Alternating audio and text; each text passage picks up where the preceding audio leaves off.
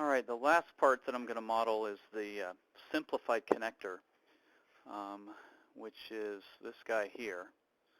The actual Automobox connector is really complicated, and advanced students might want to try to tackle that. I'm not going to worry about it. And this is only the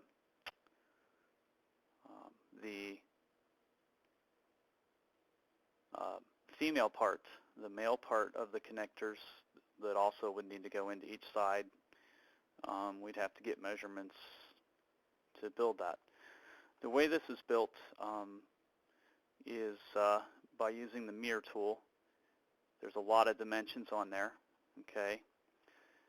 So, and then once one side is dimensioned, you can dimension, you don't have to dimension everything else. We'll mirror it from the left side across to the right, and then mirror the whole thing bottom to top. Now they're doing this mirror as a sketch. I would prefer to do it as a feature.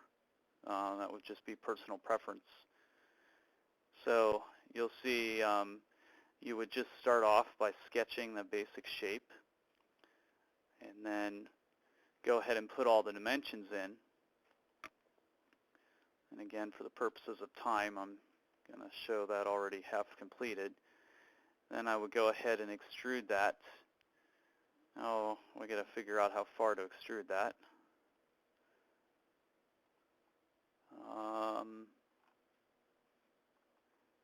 Looks like the full depth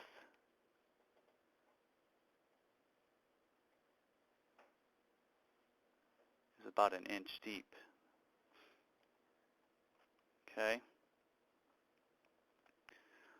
So, oh, that would have been easy. I'm already defaulted at 1 inch, so I'll go ahead and just extrude that 1 inch. And then let's mirror the whole feature. Now we don't have to select a plane because we already have that side available. And then let's mirror that whole thing down across the bottom. And you can see how easy it would be to mirror the feature. And that, I think that's a little bit easier mirroring the feature than mirroring within the sketch. So that is the simple connector.